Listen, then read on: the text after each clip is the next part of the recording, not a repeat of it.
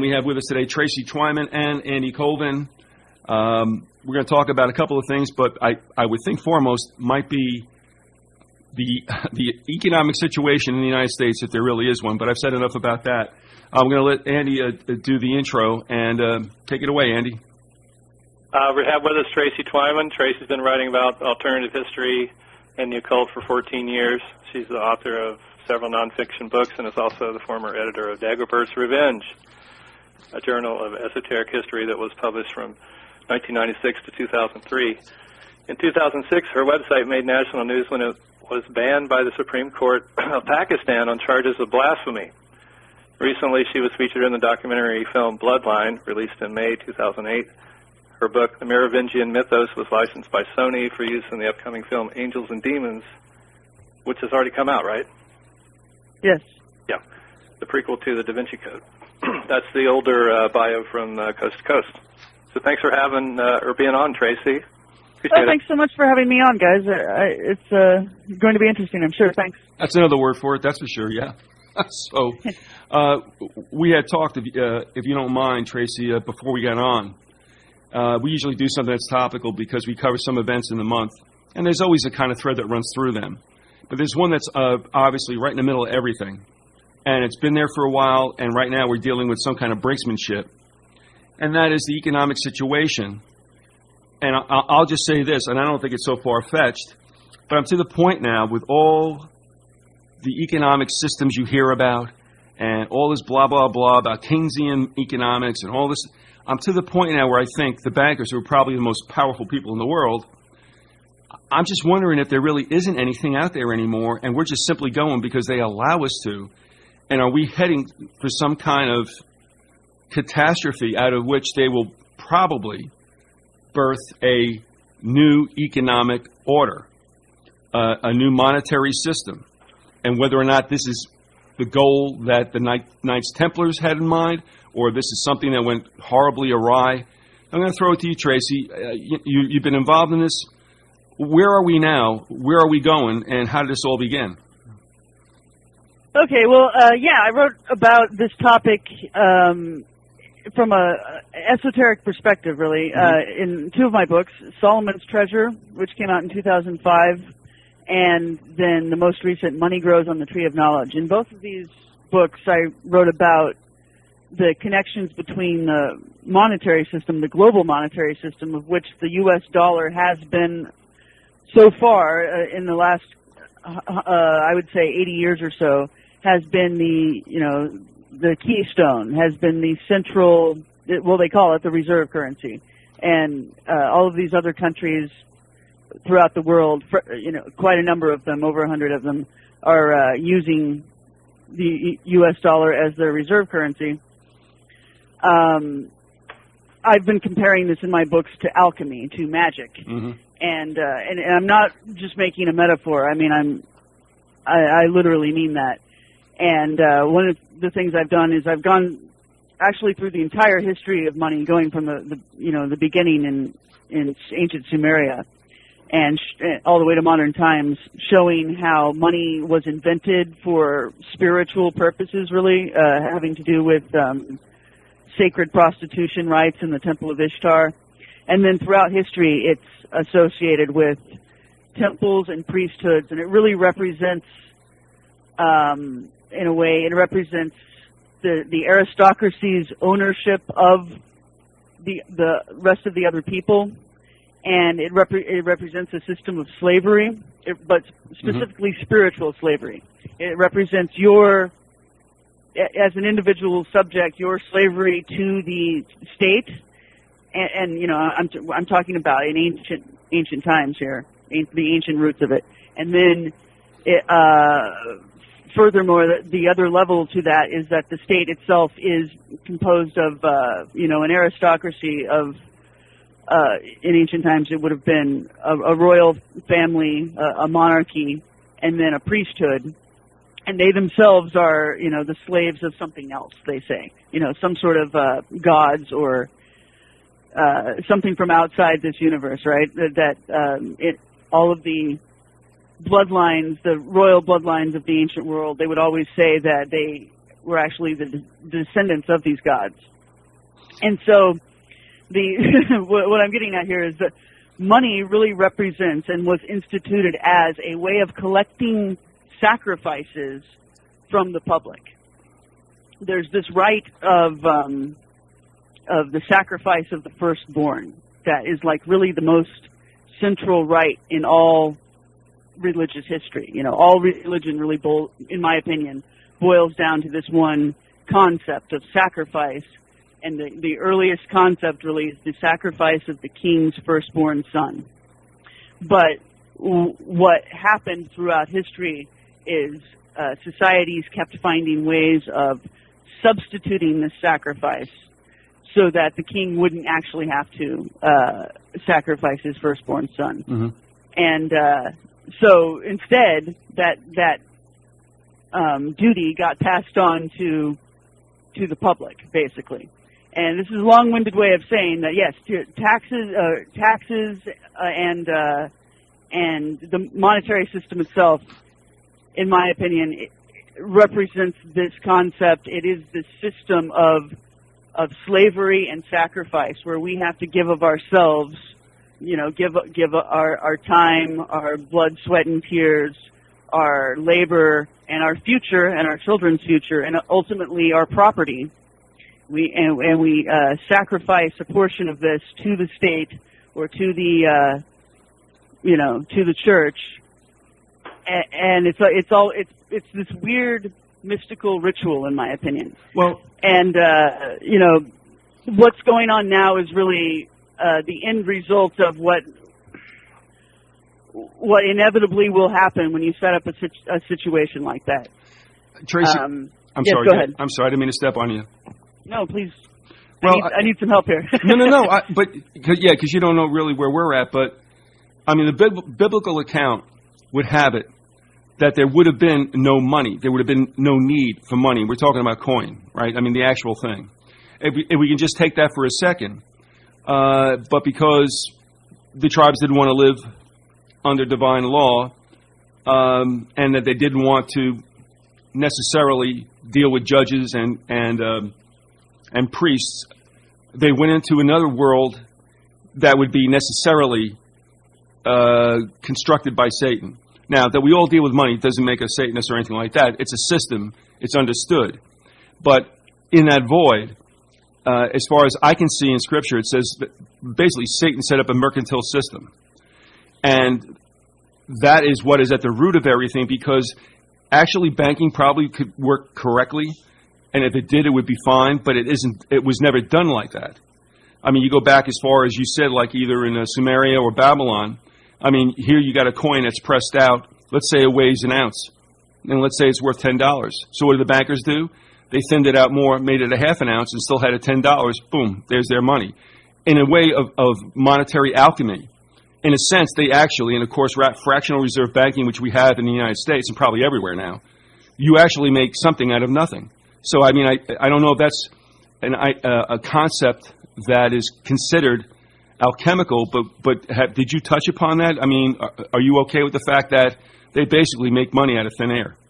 That is what I'm talking about. That's the alchemical metaphor. There's an association historically with, like I was saying, religion and money and ritual, and gold, being associated with the sun, silver being associated with the moon. So there was that association already there. But then the age of alchemy really came about during the Middle Ages, and then afterwards, in the Renaissance, a lot of more ancient alchemical texts were from Greece, really, were sort of discovered and reinterpreted.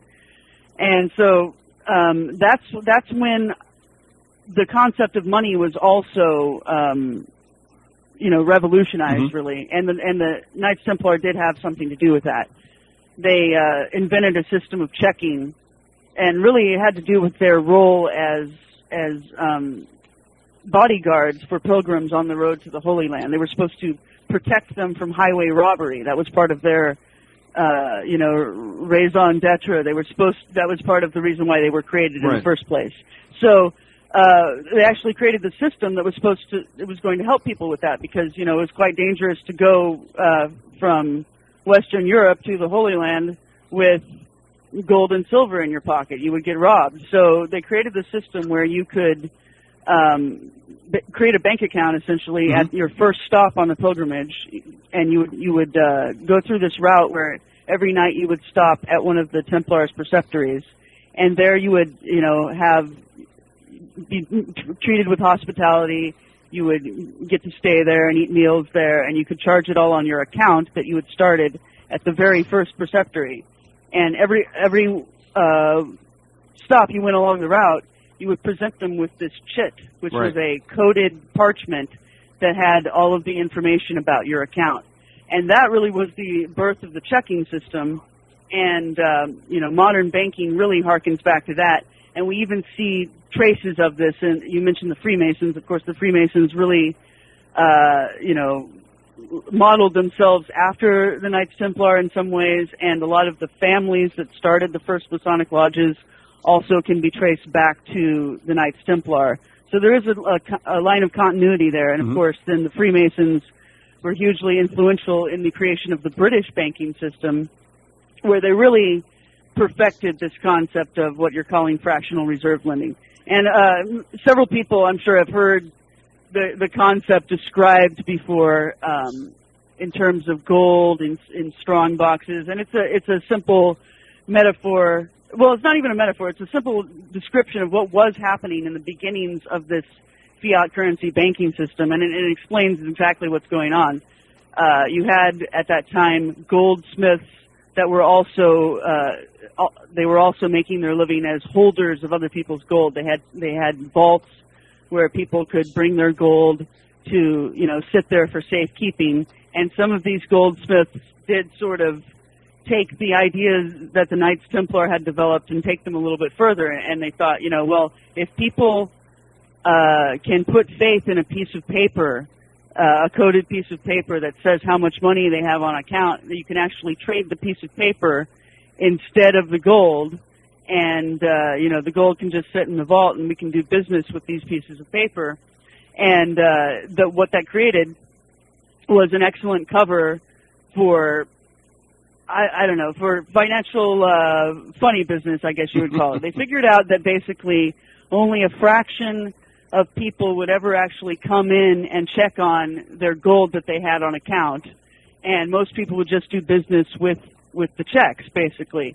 And so they decided that, we could just loan out most of this money to other people and make more money, and, as long as we have some money on hand for when people need to withdraw from their account, everything will be fine. As long as not everyone comes in and withdraws from their account at the same time, you can keep this essentially a Ponzi scheme going forever, And, of course, you can never keep it going on forever, and that's what the history of banking is, the history of panics and busts where mm-hmm. people, get nervous that there's not enough money in the bank to cover their accounts anymore, and they all run on the bank, and then it busts, and then everyone's screwed. No one gets their money.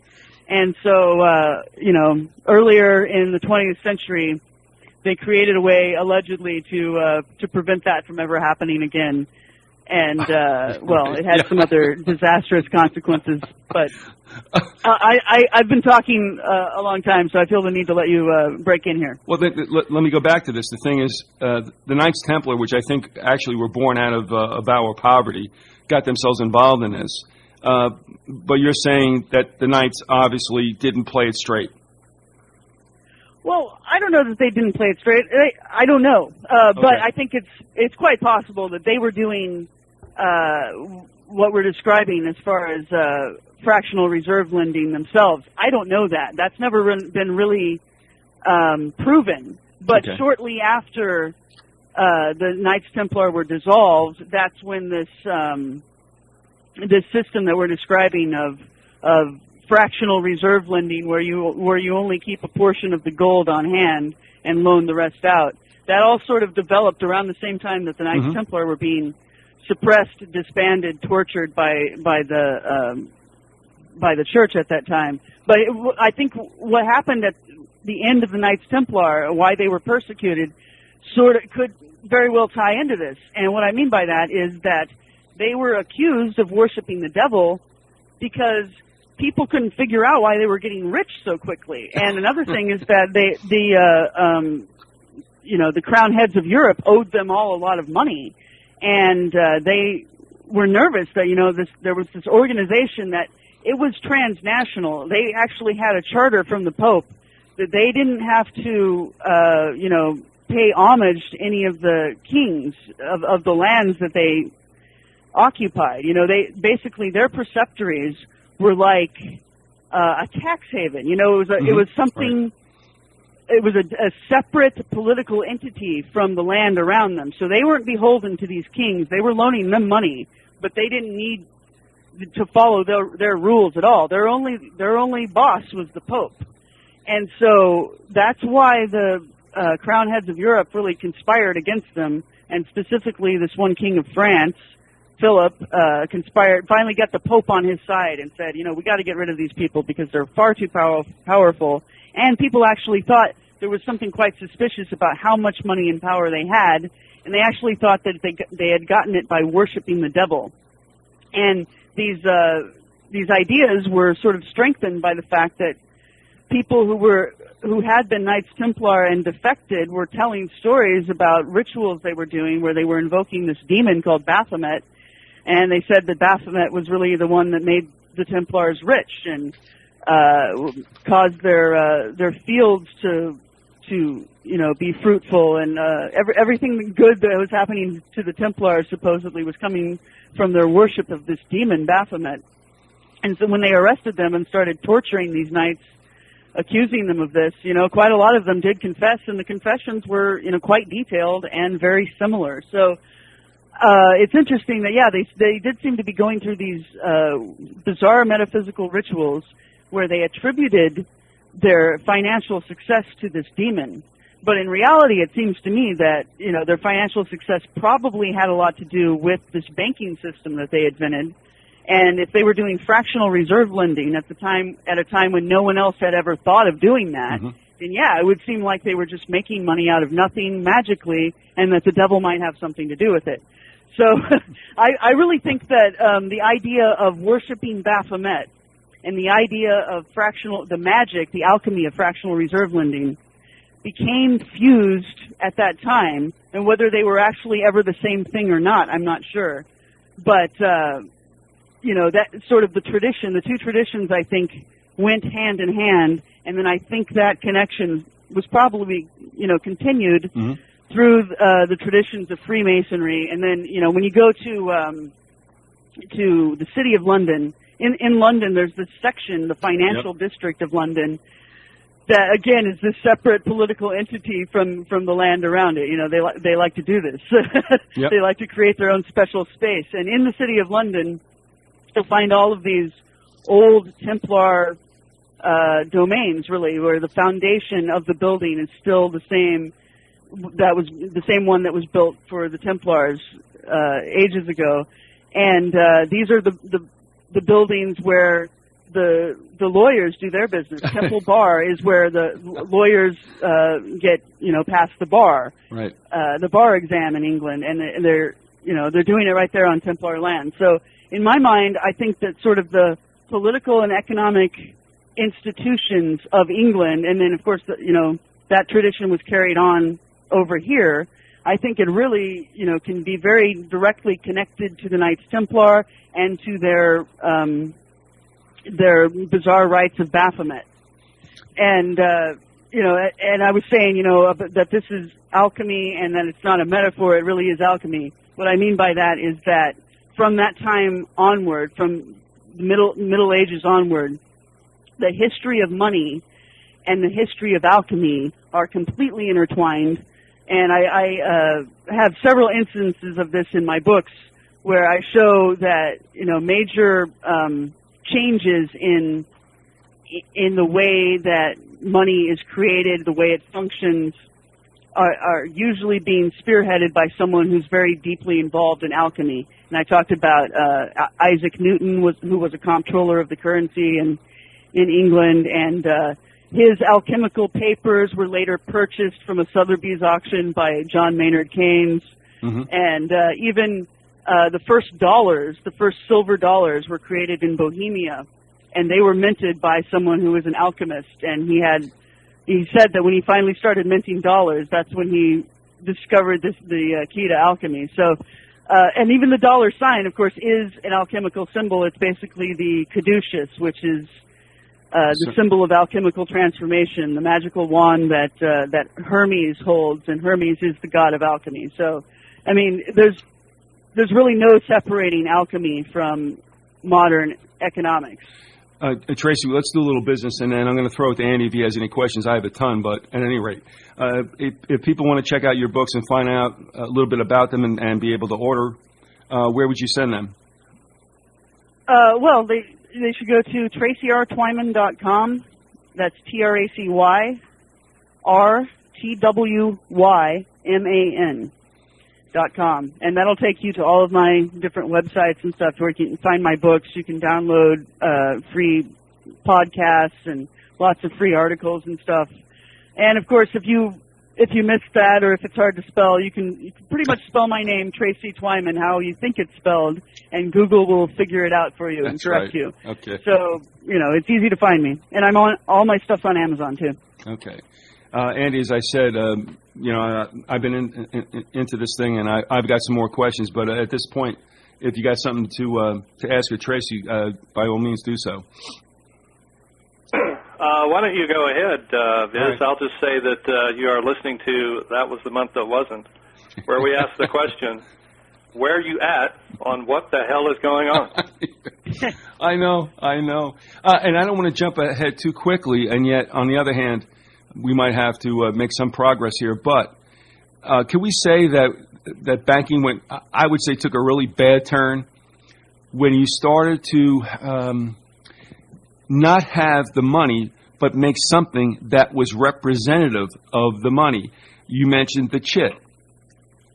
You can call it the beginning of checking. You can call it the beginning of the credit card. The money was deposited with the knights. They offered this representative element, this thing, and people had that. It wasn't money. It was something that represented money. Now, we're doing the same thing today. I mean, even those green things in our wallet is really representing, supposedly, money, but it's not the thing.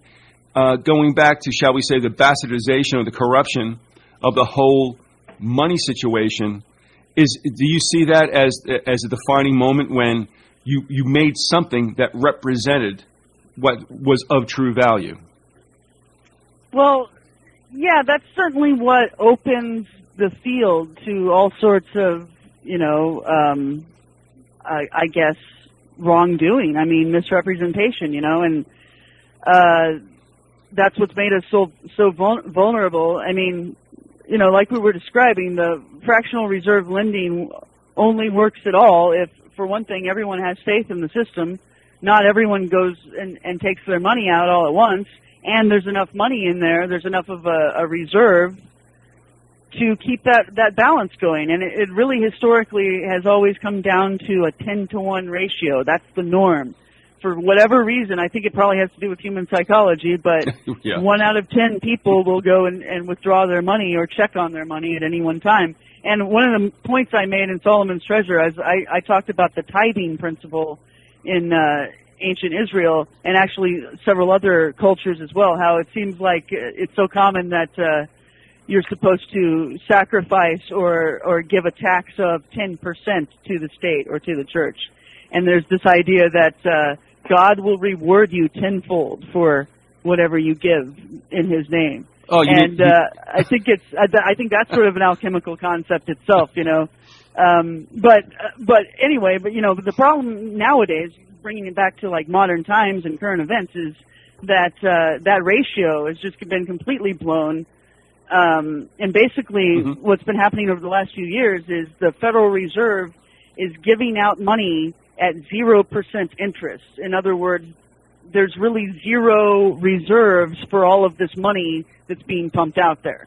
And so right now, we've all heard about the derivatives bubble that burst in 2008, and a lot of people don't really understand it, and I'm not going to say I can explain it very well, but I'll tell you that what it comes down to is that there's about $700 trillion worth of assets floating around, worth of debt floating around, and about $30 trillion worth of actual assets. So we've got, way more paper than stuff on Earth, and that's if you actually took everything from every human being, enslaved every human being, took the gold out of their teeth and everything, you still wouldn't be able to pay back the banks what they think they need to be paid.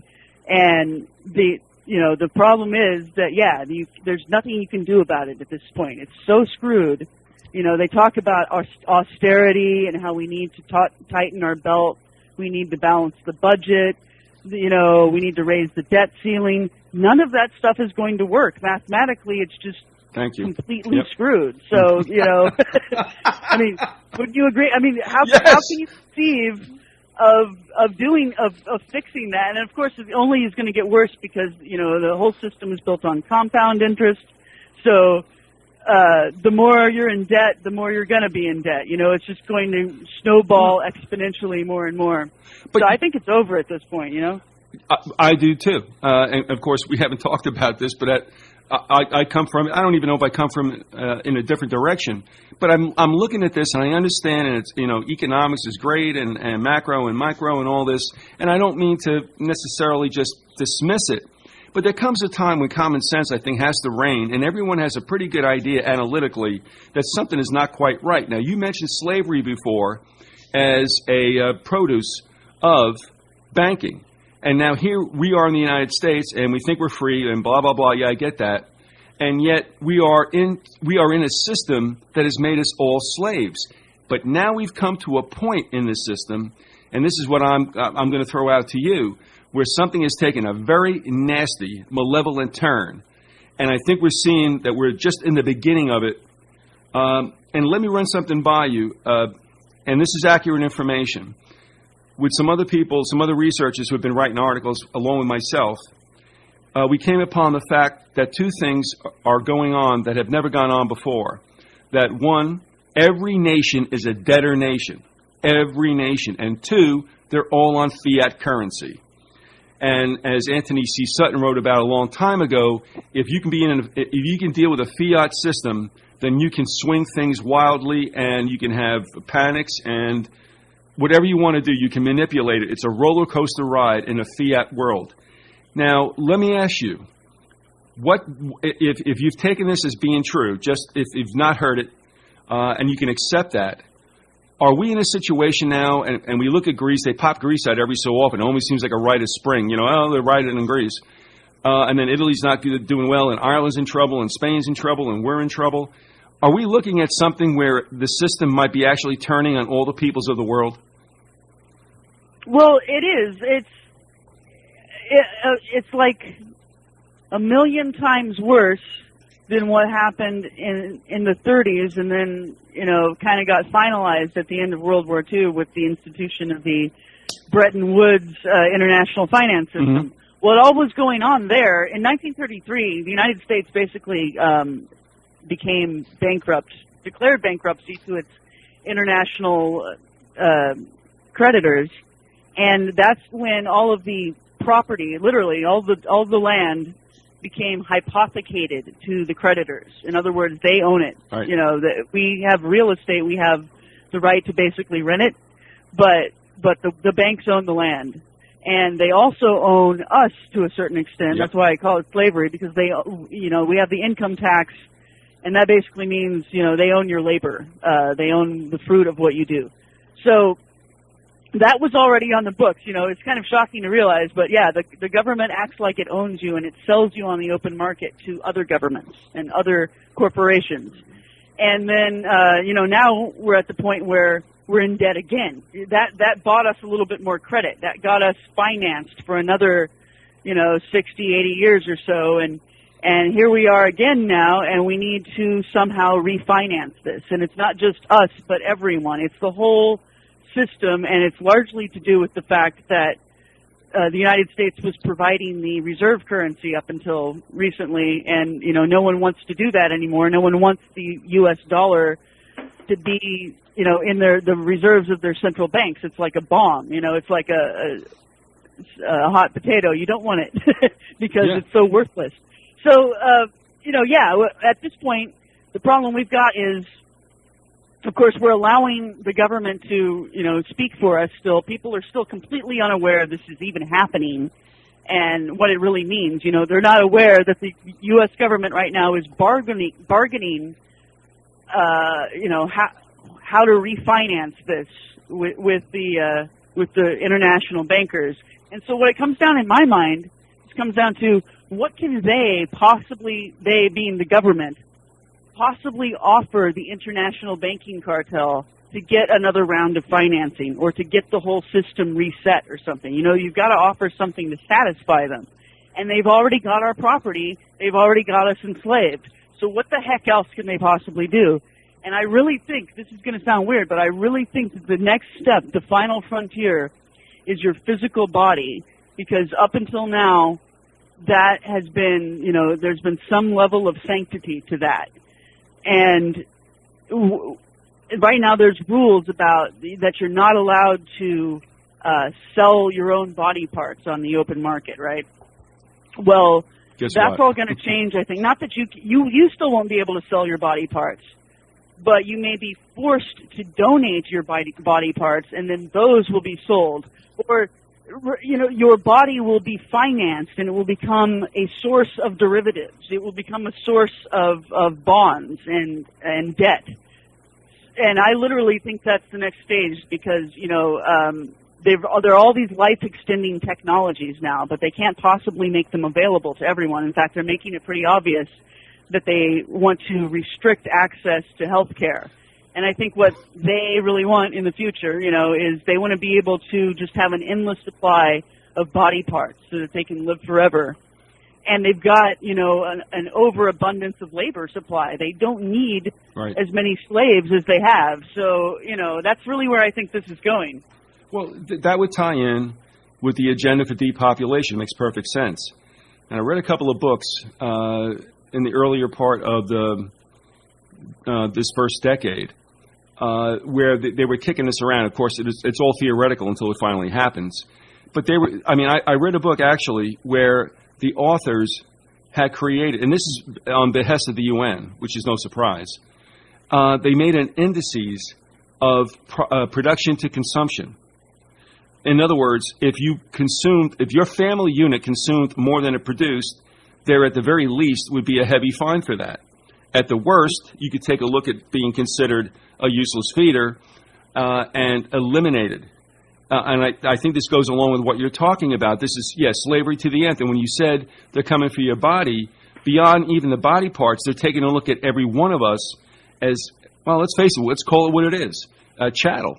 I mean, even when you look at what used to be called the personnel department, now it's called human resources. Yeah. And it just gets more and more, sterile and quantitative, not qualitative. And so, definitely. I mean, you see children now that are coming out of the womb with a Social Security number. And that's their labor pledged against them for the rest of their lives. And if they're not going to be productive human beings, then do we really need these people around? Now, this sounds all very crazy, although Huxley touched upon this and Orwell to a certain extent. And I don't think they were wrong. I think they were, if not prophetic, they knew exactly where this was headed. Now, I said a lot there also, but I mean, given the fact that this is slavery brought to everything that could possibly happen, a complete quantitative analysis of everyone's lives, does that seem so strange to you as far as where we're going with a banking world and the world in general? No, I mean, I think we've been chattel for a while, and that's why I think we're going to the next step where they're not even going to bother to, pretend that we have the right to life. That, I think we're at this point, food, literally a food source, Yes, soil and green. And they get to that point. And that's one of the metaphors I deal with, especially in my most recent book about money. In Money Grows on the Tree of Knowledge, I talk about how there are all of these metaphors in the alchemical texts about the process of alchemy having to do with the creation of a homunculus, of a little baby, or taking a little baby and killing it and draining the blood and boiling it in an athanor and processing all that stuff until you turn it into gold magically. And then there's other metaphors that are a bit complex, but really, I think I made a very good case that alchemy, the ritual of alchemy, is about taking children and turning them into gold. And the comparisons I made with the modern economy, I think, are spot on again. That, yeah, at this point, what is financing these derivatives? What are they based on? Well, they're not even based on our labor anymore, because that has been sold and used already, and it's gone. So what's paying, if you're getting Social Security right now or Medicare or anything like that, what's paying for that? People like to think it's their taxes. No, it's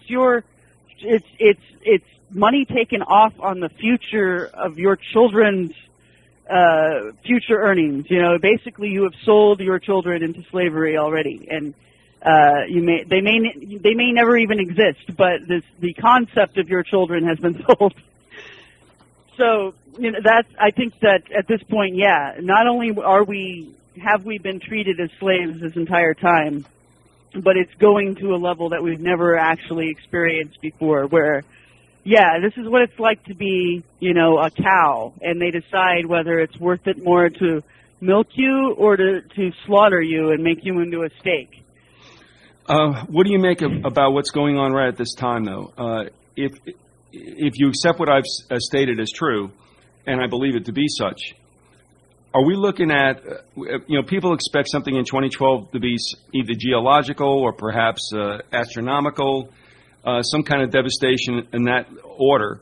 But could it possibly be that in 2012 we'll find some kind of never-before event, and where you wake up one morning, it's like, guess what? We're all bankrupt. The whole world's in Chapter 13. We have to realign. What's the possibility of that?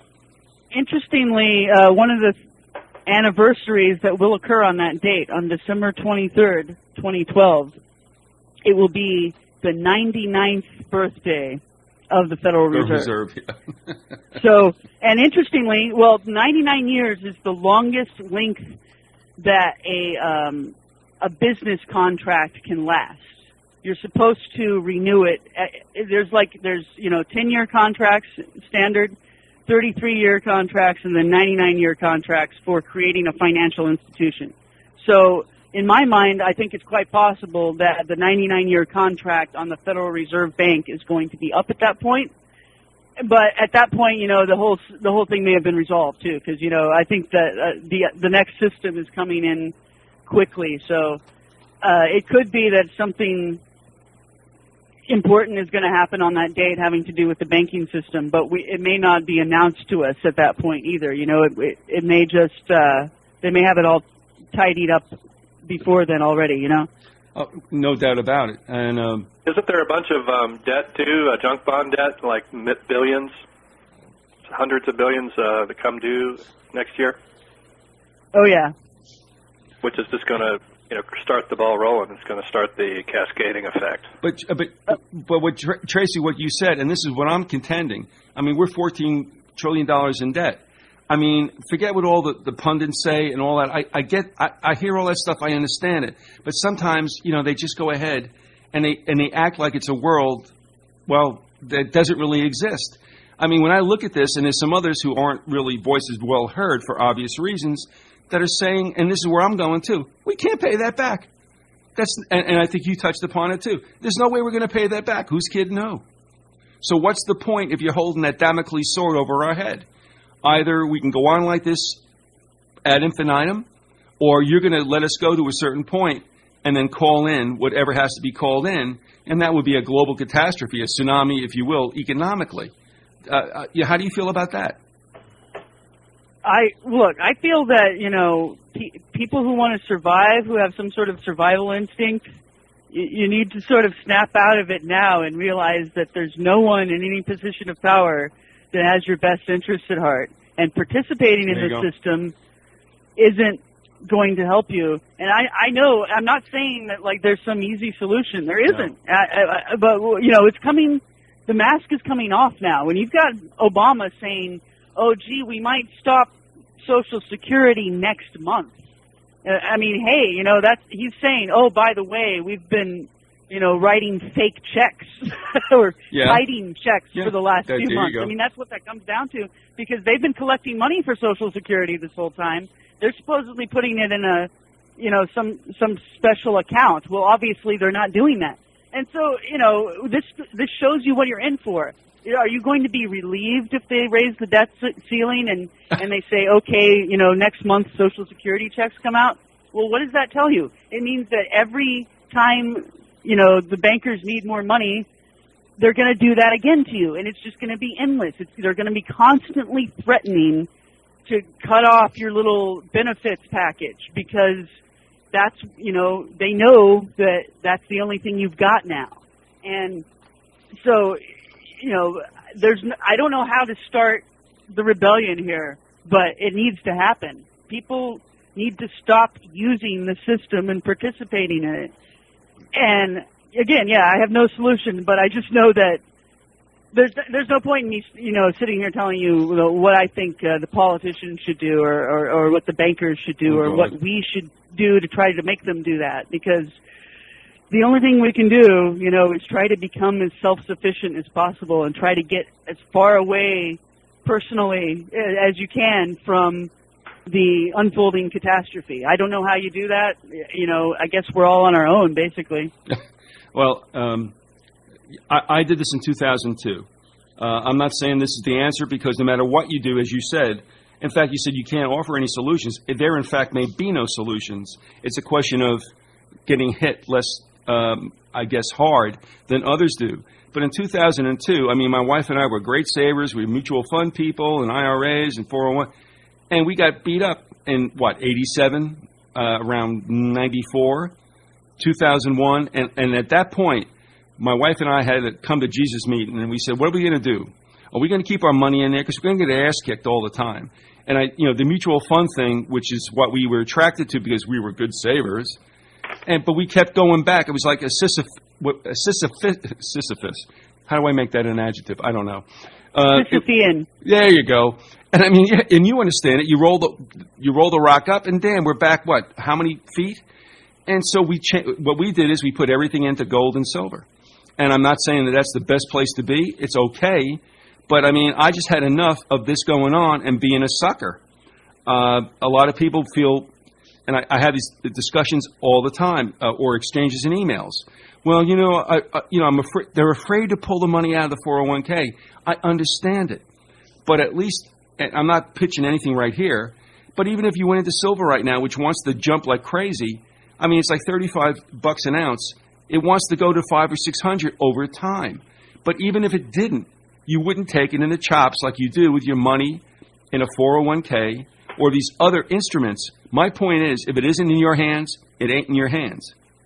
And that's one of the problems. People don't want to buck the system because they want to stay with what they feel is supposedly good, and yet it kicks them in the ass every 5 to 7 years. This is crazy. Well, the frustrating thing for me when I hear people talk about that, concerned about the fluctuating price of gold and silver versus the dollar, is that they obviously have not understood the concept. If you're investing in gold and silver, it's because you don't think the dollar is going to be there. So Stop comparing it to the dollar. And that's really what people have to do. They have to stop thinking in terms of the existing system. Now, one of the things I like that's going on right now is Bitcoin, because yes, it's not asset-based, but it's also not centralized. And I believe that the alchemy of fiat currency or ethereal, imaginary money, I think that, it can work. It is a way of doing business, and there's nothing wrong with it. And in fact, I think that, going back to a purely asset-based system would be problematic for a number of reasons. But I like Bitcoin because it is completely decentralized, and it's also resistant to inflation because it's they actually have a set amount of bitcoins that will be created over time. Okay. So, you know, I don't have time to explain what it is exactly, no, right. but it's easy to spell: BITCOIN. Look it up, and I think that's, you know, one of the up-and-coming waves of the future. It's an electronic currency that people invented, that people can use without involving the government and without involving banks. I think it's great. You know, that's somewhat reminiscent. I had guests on several years ago, and this idea was not very popular because of the times weren't as bad. But what that reminds me of it also, and I'm not saying that this doesn't work, but they call it the community currency. Have you ever heard of that? No, sure. There's a whole bunch of them. Yeah. I mean, that's a closed system, but like you said, it's closed because it's not involved in this whole thing, and that probably would work to a certain degree and probably work very well. Yeah, we need competition, and we need more different ways of exchanging money, and we need decentralization, because that's the problem, is that you've basically got a handful of people running the entire global financial system, and even, you know, what's his name, Bernanke, Yeah. recently basically just admitted he doesn't know what the hell's going on anymore. He's over his head. So, I mean, that's scary, you know, and that's the problem, is that whether they're doing it malevolently and Machiavellically, you know, planning everything, or if it's, you know, really a case of, you know, these people are way in over their head. Either way, the problem is centralization. The problem is, you know, the power structure, you know. You have opted into a system where you're allowing other people to decide what's best for you, and they don't care about what's best for you. So that's the problem. Before we cut you loose, I want to ask Andy if he has anything as far as a parting question or such, but you've said something a couple of times that reminds me. Are you familiar? It was floating around the YouTube for a while. I think it's finally gone. But did you ever see that priceless, like, 6-minute clip with George Carlin talking about this? I don't know. All right. If you haven't, if I can get you an email or something like that, let me send it up to you, because some of the things you've said are word for word what he was saying. Of course, he does it with his own little special affectation. Right. But it's the same thing coming down the line. And I had to laugh because whenever he was, before whatever audience he was giving his shtick, I mean, they were yahooing it up like crazy, but I don't really think that they understood that he was talking about them. You know, that we all been hoodwinked, and they're like, yeah, no. And he goes, no, it's about you. They don't care about you. They don't care about you.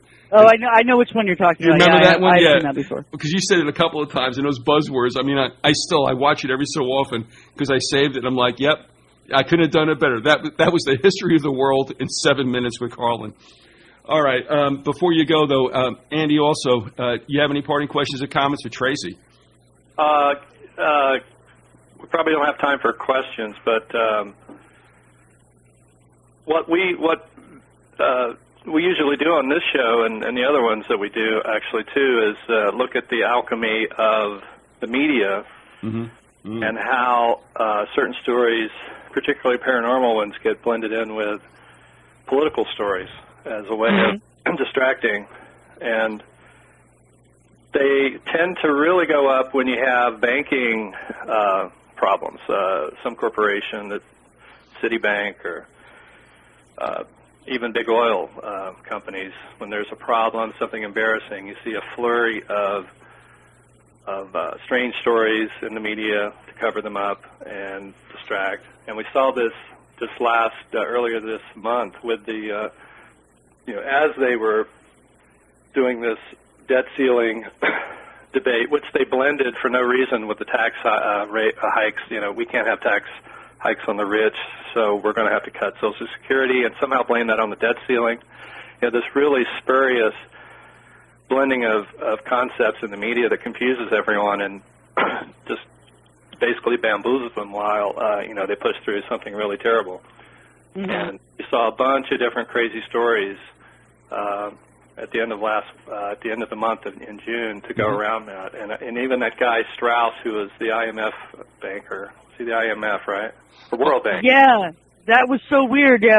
Dominique Strauss-Kahn getting accused of rape, and then and then sort of having his name cleared, but at that point he's already out of that position and someone else has taken over. And around the same time you had the IMF, their website was hacked, and the investigators said that they thought it was a state-sponsored hack.